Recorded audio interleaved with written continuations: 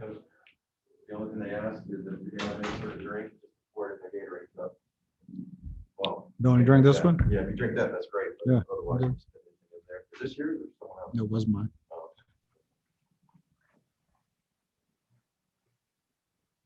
All right, we'll get started. All right, I just want to welcome all media onto this call for Super Bowl 55 media availability with Coach Bruce Arians. We'll get started. First question will come from Sarah Walsh.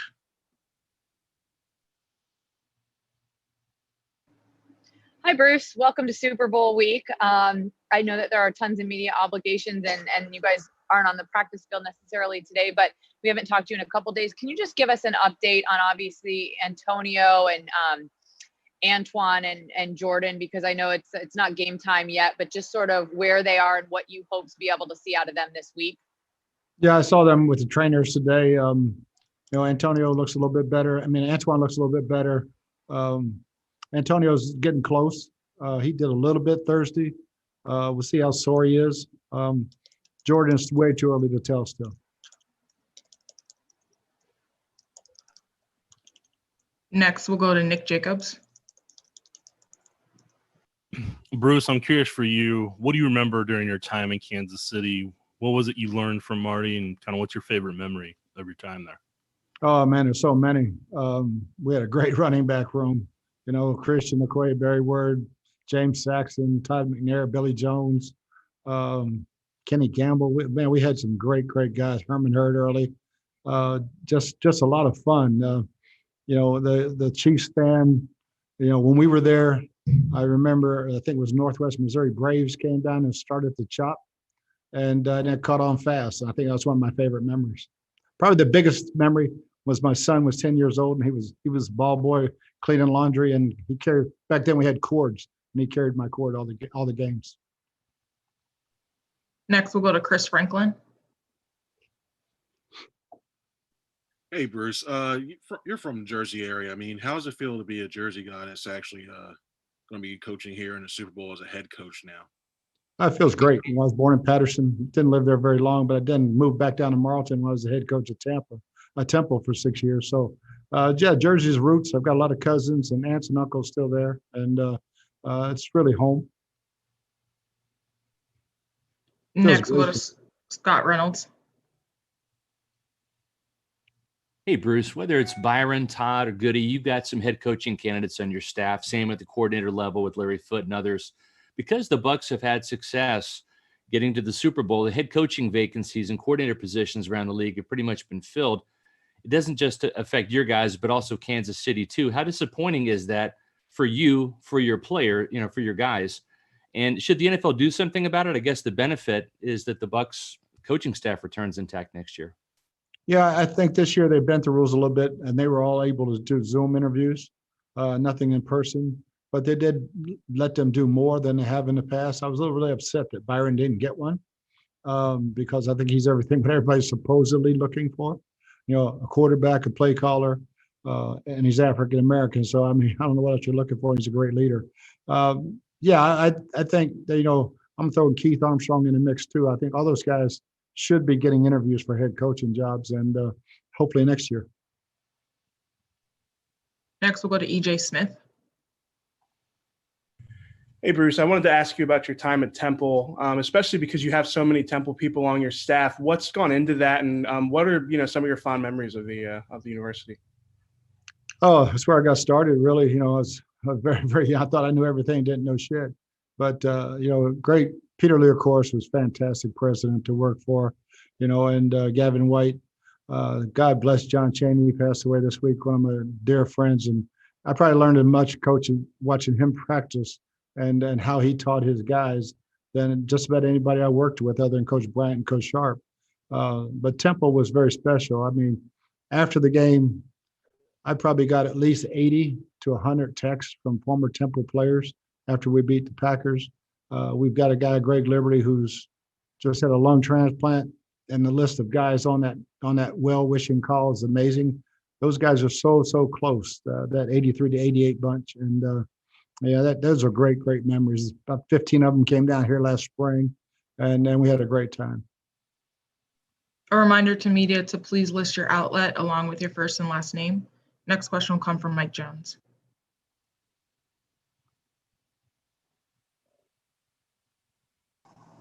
Hey, Coach, can you hear me? Yeah. What was that year, that time away from football like for you when you weren't coaching, and how did you get through it? And then when you got that opportunity to get back into it, just what was it like when you returned to the sidelines? It was great, working for CBS. It was fantastic. Greg Gumbel, Trent Green, Melanie Collins, Kenny Mack and Suzanne Smith were all fantastic people to work with. I did not like to travel. I can tell you that, but I really liked the broadcasting. But I got to go around practice and then see the coaches, see players, talk to them, see how things were run on Friday practices, other than the way I've always seen them run. I was not itching to get back in coaching. This job just happened to everything lined up perfectly, from ownership to general manager, who's a great friend, and we worked together to all my assistants being available. And frankly, I probably wouldn't have taken the job had some of those assistants not been available. Next, we'll go to Adam Kilgore.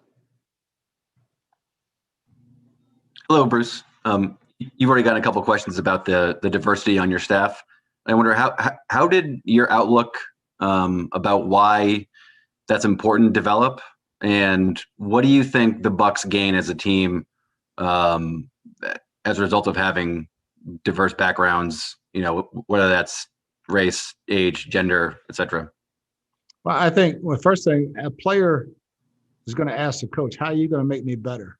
He doesn't really care if the answer comes from a male, a female, black, white, brown, yellow, who. I mean, just help me be better, because we're just glorified school teachers. Best school teachers I ever had were all different races, all different ethnic groups, and male and female. And so if you can teach, you can coach. And as far as the women, it was time. It was time for that door to be knocked down and allow them, because they've been put in time and they're very, very qualified. The ones we have are overly qualified.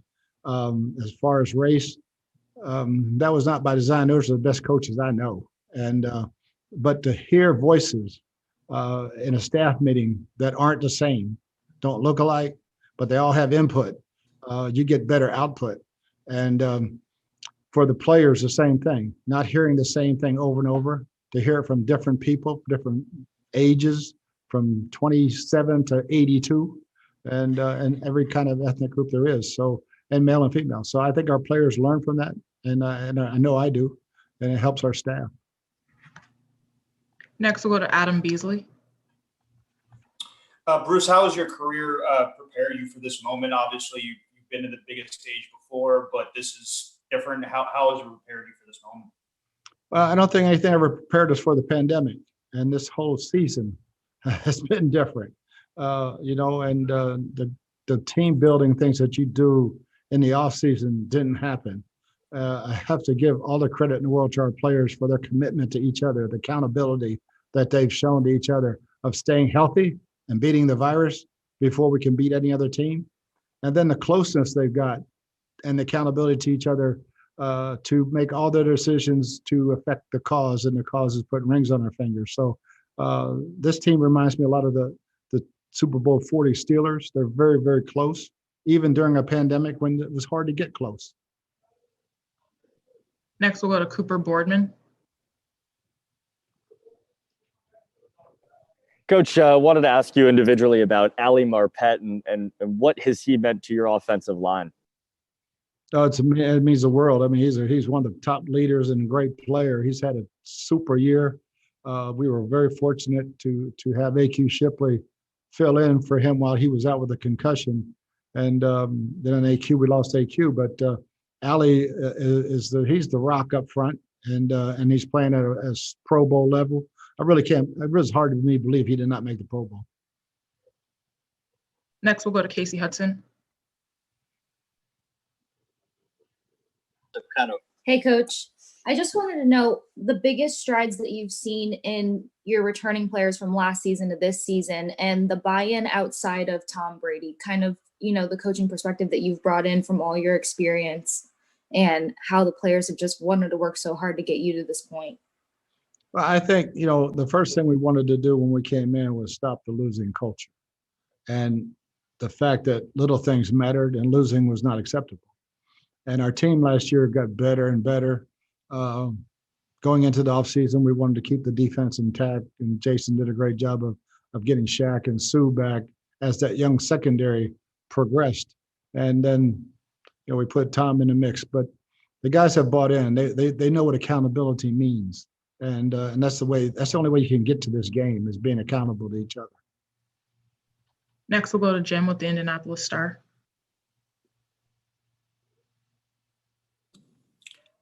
Hey, Bruce, can you hear me?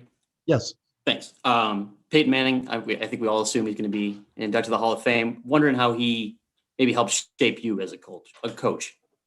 Yeah, he taught me that if we had an hour's worth of meeting time, I better have 2.5 hours worth of stuff prepared, because he was like a piranha. It was great coaching him because he was so used to working nonstop. I had to create drills just so he could practice. He could never sit still during practice. He was used to it. And it was a joy. I mean, I always had a rule that I would never leave the building before a player, if there was a player left. And Thursday nights, he and Kelly Holcomb started meeting late, and I'm like, holy cow, this is the only time I get to take my wife out to dinner. So, hey, I'll be here. Call me if you need me. And it was a joy coaching Peyton. He's a great guy and a hell of a player. And I hope, and I know he's in the Hall of Fame. He's got to be. It's crazy if he's not. Next, we'll go to Christopher Heidel.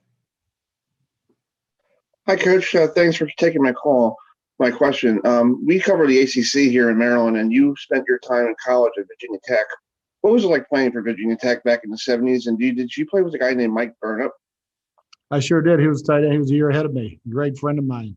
And it was different. It was different. Segregation was just getting started at Virginia Tech at then. And we had very, very few minority players, black players. And one happened to be my roommate, James Barber. So it was very different. We were not affiliated in a conference back then. We were Southern Independent. But Tech we had guys from everywhere: Pittsburgh, Philly, New York, North Carolina, Atlanta. We had guys from everywhere at Tech. And I love the Hokies. I'll be a Hokie for life. I won't be anything else for life, but I'll be a damn Hokie for life. I know that. Next, we'll go to Clarence Hill. Coach, you've been very, intentional with your coaching hires and certainly with your diversity on the staff. Does it frustrate you when guys like Byron do not, get an interview and Eric Bieniemy is still, not getting a job? And tell me just the reason behind your intentionality of having a diverse staff. Well, they're the best coaches I know. It starts with that. And, I was very, very pissed that Byron didn't at least get an interview this year for the job that he's done. I think I get way too much credit, and so does Tom Brady, for the job that Byron has done. And I think hopefully next year, people will see that he took Jameis Winston and broke every single record here, scoring and passing, and now Tom has broken both. So he's done a fantastic job. He's everything supposedly what people are looking for, although this year was kind of a defensive cycle. And you never know with the owners how they're going to go. So, I'm very, very proud of our staff. A reminder to media to please list their outlet along with their first and last name. Next, we'll go to Mike Jones.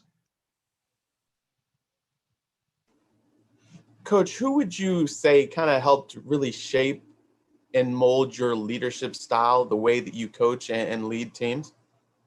I think two people: Jimmy Sharp, who was my coach at Virginia Tech my last year, who got me started in this business, and Coach Bear Bryant. The last thing he told me when I was going off to Temple, coach him hard and hug him later. And that's been my mantra ever since. And Jimmy taught me how to make his players believe that they're going to win every single game, even though they probably didn't have the chance, because we stunk. But we went on the field every time believing we were going to win the game. Next question will come from Jeff Skabersky. Hey, Coach, how are you? I'm from ABC in Philadelphia. I'm also a Temple alum, and so I'm doing a story on all your Temple guys. It seems like you have like 8 or 9 guys on your staff. When you go back to your Temple days, just how special, one, is it to be in this opportunity with a lot of guys and players you started with? And also, do you remember the conversation with Todd Bowles when he broke his wrist and you told him he was done playing? Yeah, that was a very hard day because we're getting ready to play Penn State, and we had some really good coverages in that only Todd Bowles could run. And so that game plan went out the window. And, then I think I told him, hey, I think you need to start thinking about coaching because you'd be a great coach. And I think it pissed him off because he thought he was going to be in the pros, and he was, because Todd Bowles, only he could do it because he is so smart. But the Temple days are still my fondest memories. Beating Pitt is the number one win in my career. When we beat Pitt for the first time in 45 years, it ranks above the Super Bowl trophies I have in my house. And the players that helped do that, they're lifetime friends. And I wasn't much older than them at the time. So it's hard to see them now being 55, 60 years old. Next question will come from Michael Phillips. Hey, what's up? Was talking to Nick Rapone about your guys' time at Virginia Tech, and I was just curious for you, sliding from being a player to then being a coach on the other side of that. What that was like for you, and I guess maybe an interesting transition at that age to go from teammate to more or less authority figure. Yeah, it was. I was kind of an older guy on that team anyway. Being married all 4 years I was there, and knew most all the guys and where they came from. So. It was easy for me. Jimmy Sharp made it easy. I became a graduate assistant and coached the quarterbacks and helped Nelson Stokely. Charlie Pell was defensive coordinator. He would make me sit there every Thursday night until midnight and tell them how they're going to attack us, because I would run the scout team for his defense. And I was very blessed to be around some great, great coaches, and they allowed me to coach. And the players, I think it was a mutual respect. And, I was also a bartender at their favorite bar, so I could keep my eye on them. One more, if you don't mind. You have the Virginia Tech record for most rushing touchdowns in a season. Do you think you were overlooked as the original dual threat quarterback at Virginia Tech? No, because when we're a passing team, I was a running quarterback, and we were a running team, I was a passing quarterback. But that record, Gerard Evers, I think, broke that, but it took him 14, 15 games. It's an asterisk. I mean, I got it in 11. Next question will come from Frank Schwab.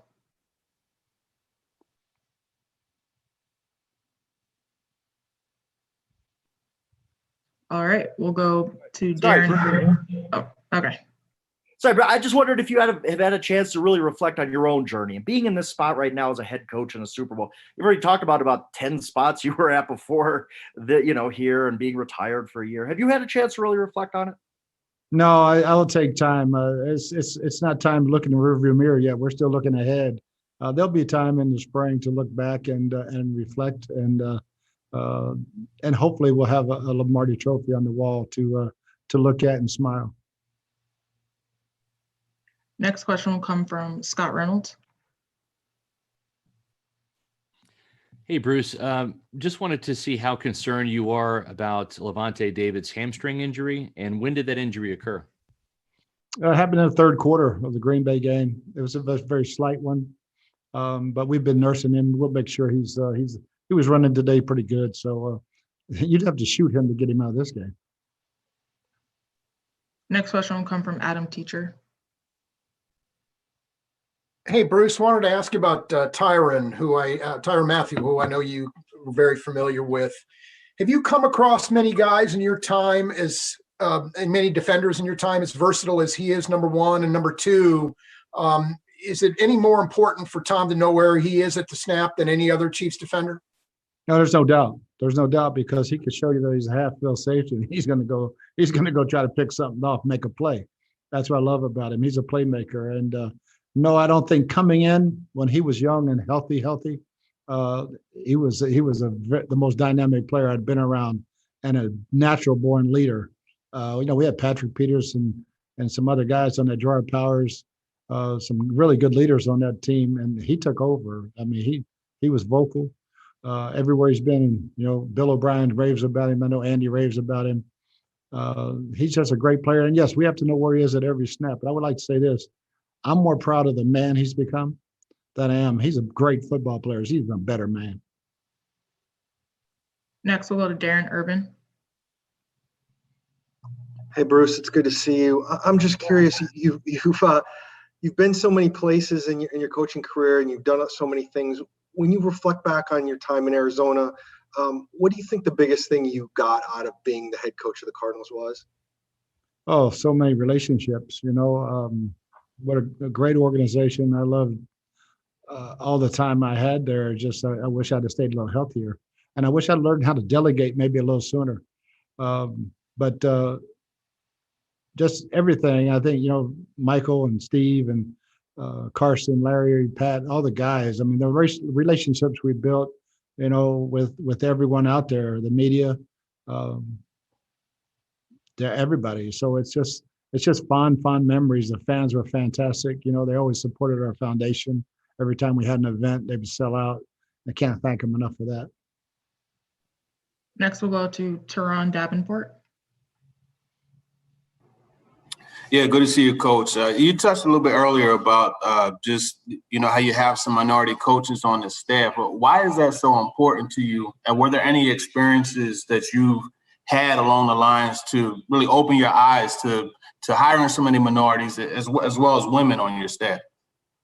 Well, I think probably because of the fact that I didn't get a shot till I was 60, and Chuck Pagano had to get sick with leukemia for me to even become a head coach. I was a winning Super Bowl offensive coordinator and didn't even get a phone call. So the lack of opportunities, I think, has made me want to give more opportunities to more people. The minorities on our staff are great coaches. They either played for me, played with me. Somewhere along the line, we've been together, and they're great coaches. The women, that was a door that needed to be knocked down, and so happy that the two we have are so overly qualified and doing such a great job. Next, we'll go to Patrick Finley. Hey, Coach, how are you? Good. Good. 2 years ago, tell me about the conversation with Todd Bowles when you were putting the staff together. Was it did you have to sell him, or was it just a family reunion? No, he had a lot of opportunities. And talked about what we were going to do here, who was coming. He knew it was family, and again, great ownership, great GM. He knew everybody. Great place to live. But again, he had a bunch of opportunities, and I think our relationships from the past had some to do with it. Next, we'll go to Ben Volen. Hey, Bruce, congrats on getting here to the Super Bowl. Wanted to ask you about Tom Brady. A lot is made of his training and how he keeps his body in shape, but he's a pretty smart quarterback too. I just was curious your impressions on his brains and how smart he is, and is that what most quarterbacks are like when they get to that age, just because of their experience? I think he's had it his whole career. Some people have fast twitch, reactionary brains. Peyton, all the great quarterbacks have it, because if you don't have it, you can't be a great quarterback. You're running all over the place. You can't make those split decisions that are the right decisions. And he's always had that. He has sharpened that tool to the highest degree. He's an intense worker, unbelievable preparation. So he is a very, very smart quarterback on Sunday because of his preparation. Next, we'll go to Augustin.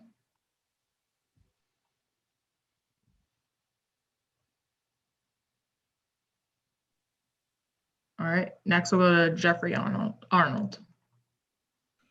Coach, can you talk a little bit about the impact of Ndamukong Suh on your defense overall, and not only that, but how he's helped anchor the defensive line, and how he's helped the younger, particularly Vita Vea, in terms of their development as a player?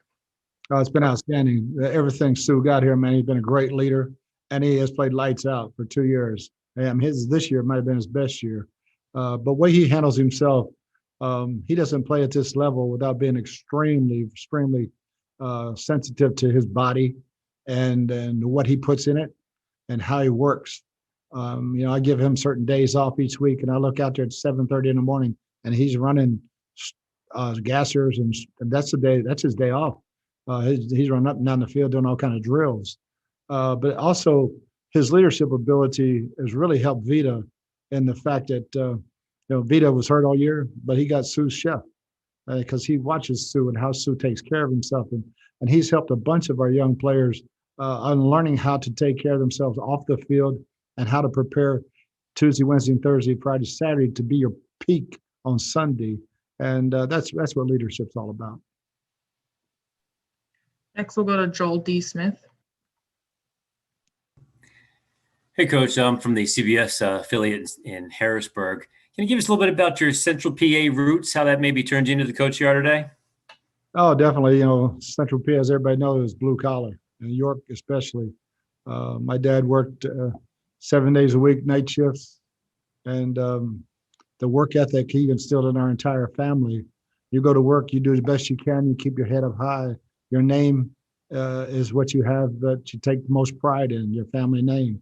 And so, yeah, I mean, my dad was my first coach and the best coach I ever had. I wish he could be here. But Central PA, York is home. And we go back as much as we can. Can't wait to get Mom and my brothers and sisters all down here for the game. And but we got so many friends back in York that we played baseball with, basketball, growing up. They're all over the place, but we stay in touch. And it's home. It's roots. Thank you. Next, we'll go to Josh Padilla. Hey, Coach. Josh Padilla with MTSU Athletics. Just wanted to ask you what you think of the job Mike Caldwell's done for you with the defense and what his future is in this league as a coach.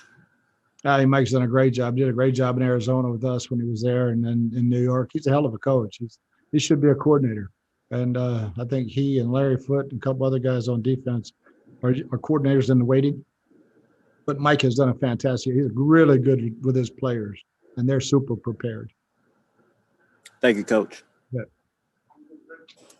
Next, we'll go to Tony Grossi. Congratulations, Bruce. I'd ask how you're doing, but you're in the Super Bowl with Tom Brady, so I know that answer.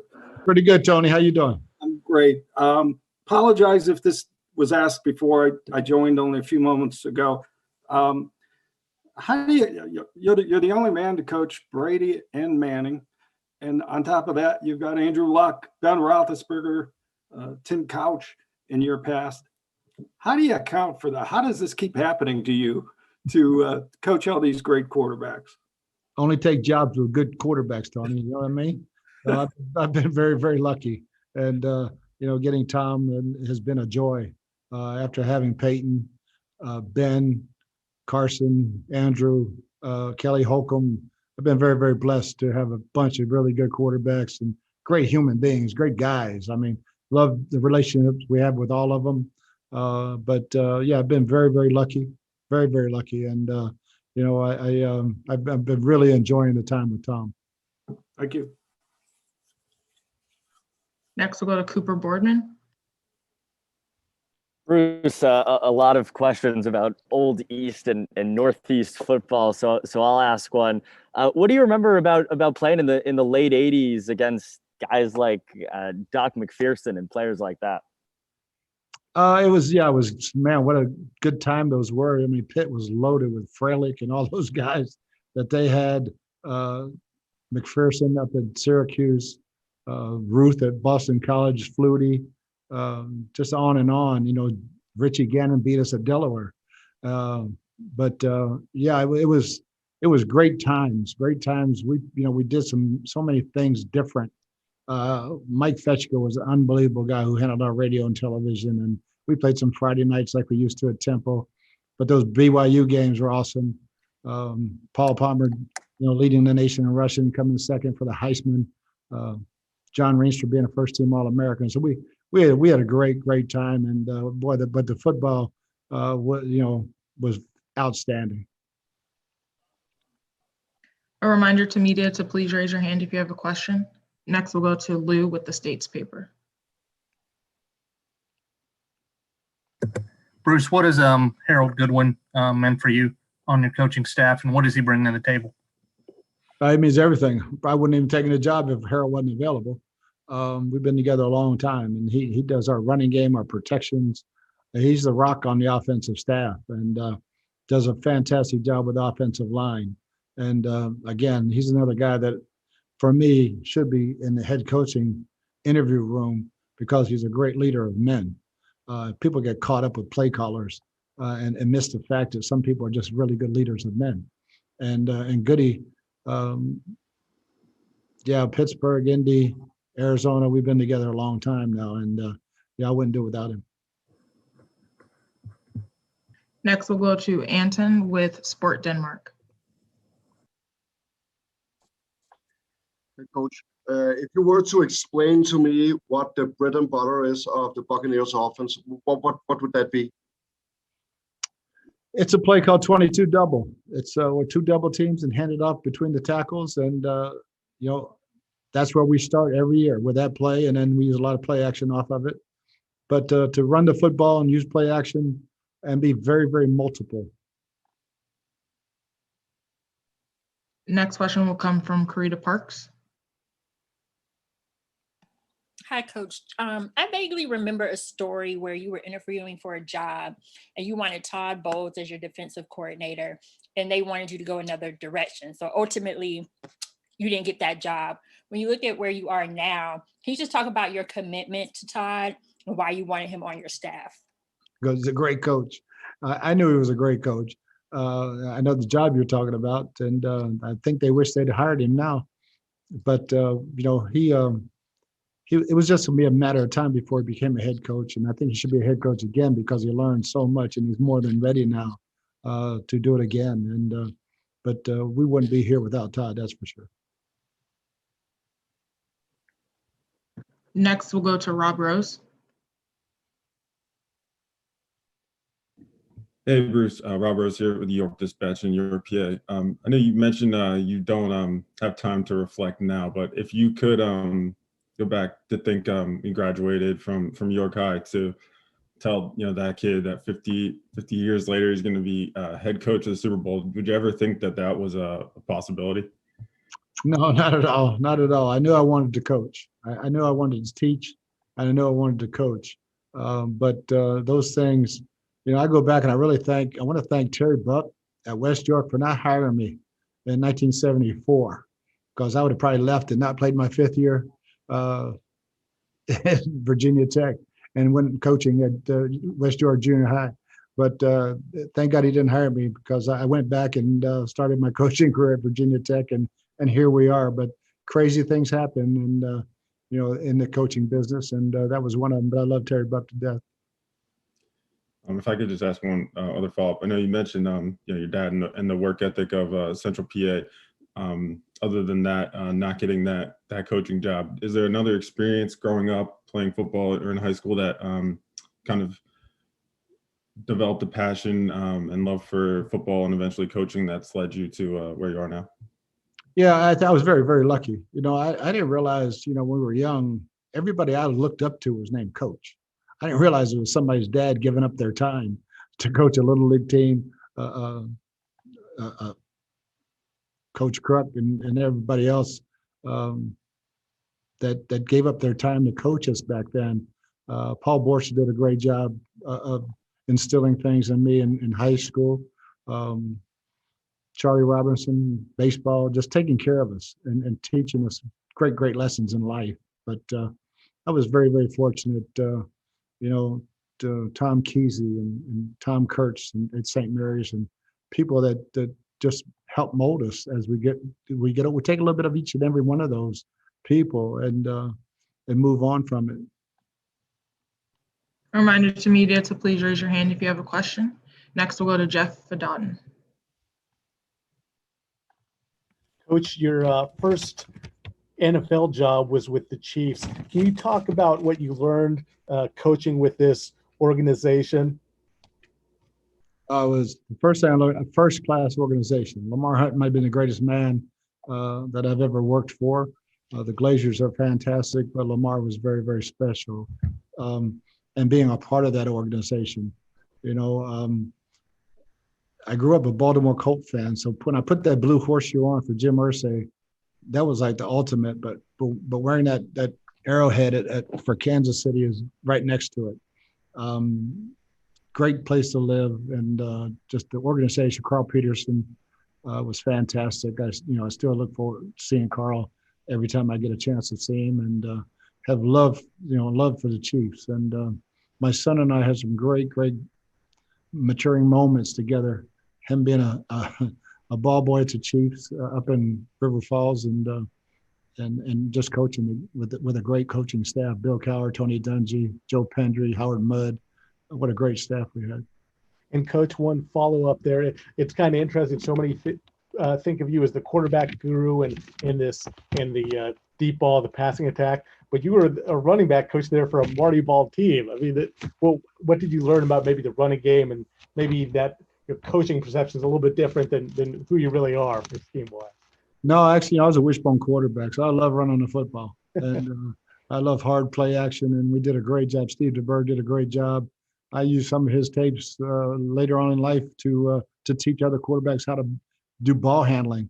But Christian Okoye, Joe Pendry and Howard Mudd were two great coaches, and I learned so much football there in offensive football that it's really hard to say I learned any more other than Tom Moore in Indianapolis. That was the place I learned the most. Next, we'll go to Augustin. Hi, Coach. Can you hear me? Yes. How are you doing? Agustin Esposito from Now Heidel in Argentina. Let's hear you. My question is, you have a team that I think is perfectly balanced in experience. You have young guys like Devin White, like Tristan Wirfs, but also you have the experience of Brady and JPP. Does that help the team to win, not only during the regular season, but also in playoff? Oh, there's no doubt. No doubt. It's a great mix of young and old. The young guys have veterans that have been there and done it. They can lean on them. The guys you mentioned have all won Super Bowls. And so they have great resources to come to the locker room and ask questions that they're afraid to ask a coach. You know, they'll ask Tom, they'll ask JPP, they'll ask Gronk. So yeah, it's a fantastic mix, and we really look forward to this game in the future. Next question will come from Ben Gessling.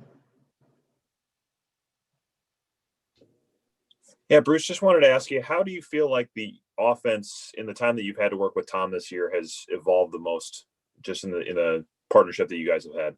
Yeah, it's still evolving. I mean, each and every week we collaborate, and Byron does such a fantastic job of running this show, and he and Tom have just blended so well, and it was September, we scratched out a game or two, really had no clue what we were doing.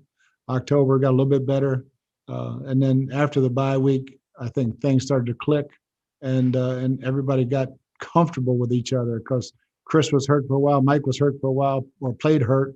Antonio came in, Scotty was beat up for a while.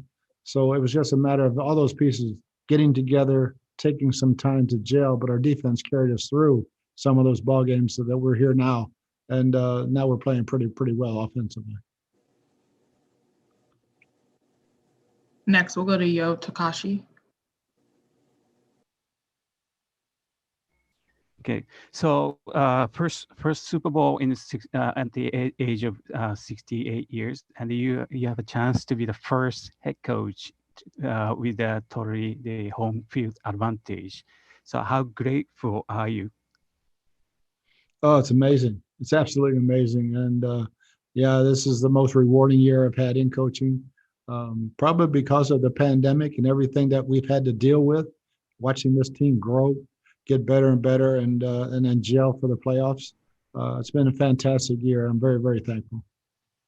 Thank you. All right, media, if you have any questions for Coach BA, now is the time to ask them. We'll have him here till 12:45, so you have about 5 more minutes. All right, we'll go to Nick Hamilton. Hey, Coach, congratulations on making the Super Bowl. Thanks, Nick. I wanted to get your thoughts on, obviously every year is a new year for you. You have a new vision, new plays, things of that nature. What has been your vision from the time that you started this season to where it is now? Do you feel like it's come to fruition as far as how you envision this offense and defense playing on all cylinders? Yes, it really is. In our first meeting we set our goals and what we expected. But the team, we knew the team was going to evolve and grow without the OTAs and training camp and preseason. But basically, we looked over. I said, look over at that stadium because they're going to play the Super Bowl in that stadium. Either you're dressing in your lockers or somebody's dressing in your locker. All right, make sure it's you, and then put it to bed, and then watch this team grow and grow and grow and start to get cohesive and really, really play our best ball in the playoffs. So it's been very, very rewarding. Next question will come from Joey Knight. Coach, hope no one's asked you this already. What's the biggest thing you learned from John Chaney? Oh, man. Be yourself. Don't be afraid to tell the truth, no matter how ugly it comes out. And it's coaching, not criticism. And John was, man, the world just lost a great, great human being. Great coach, but an even better human being. Next, we'll go to Rick Stroud. Coach, can you hear me? Yeah, Rick.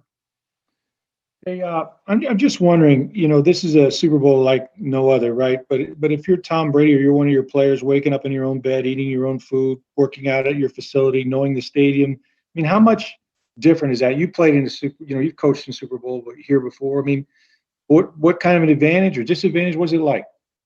Well, I think last week was normal. This week, you would have gotten on the plane. I'm thinking back at Super Bowl 43.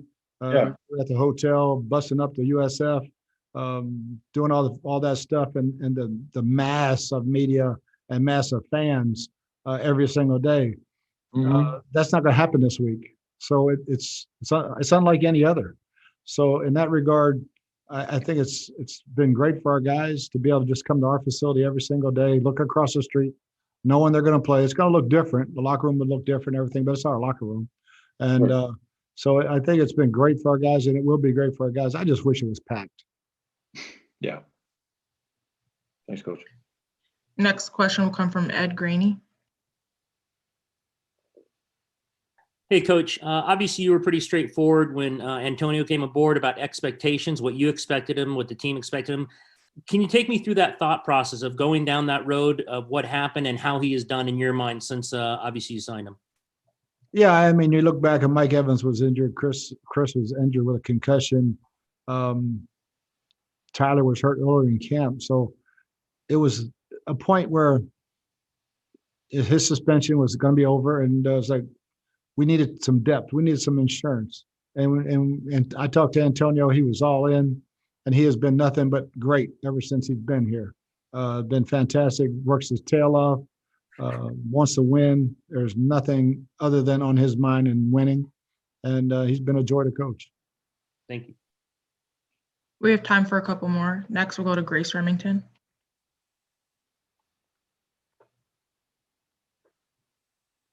Hey, Coach. I have two questions.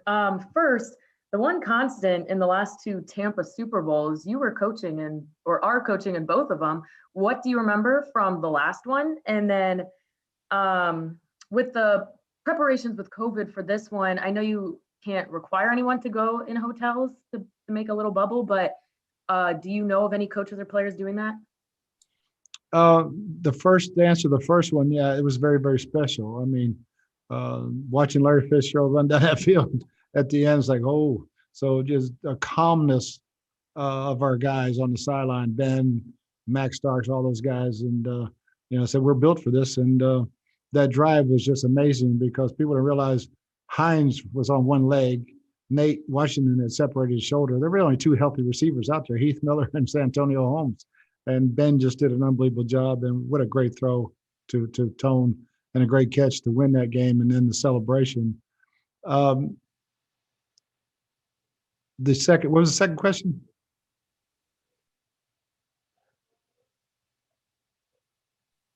Yeah, I asked, do you know of any players or coaches who decided to check out a hotel room to quarantine? No, because, when you look back at the season, the teams that did some of that, that's when there were major outbreaks. Our guys have been safe where they've been. We've been very, very, very, very diligent about if anyone comes in to have them tested every day. if their family is actually staying with them, to be tested every single day, and so that we don't bring it in. So no, it's safer to be at home and doing the things you've done this entire season than rather than go to a hotel and then it only takes one guy to knock out everybody. Our last question will be a kid interview from Amaya Brannon. Hi, how are you? I'm doing great. How you doing? Good. So my question for you is, when you're stressed, what strategy do you use? When I'm stressed, I try to work out and give my body some rest or make it think about something else. Running in a pool, I have knee replacement, so I have to run in a pool and get as much exercise as I can to get my mind off that stress and find an answer. Why are you stressed? And then fix it. And people talk about pressure. You never have pressure if you're prepared for what's going on, and stay prepared, and you get rid of that stress. All right, that's all we have time for. Appreciate you taking time, Coach. Thank you, guys.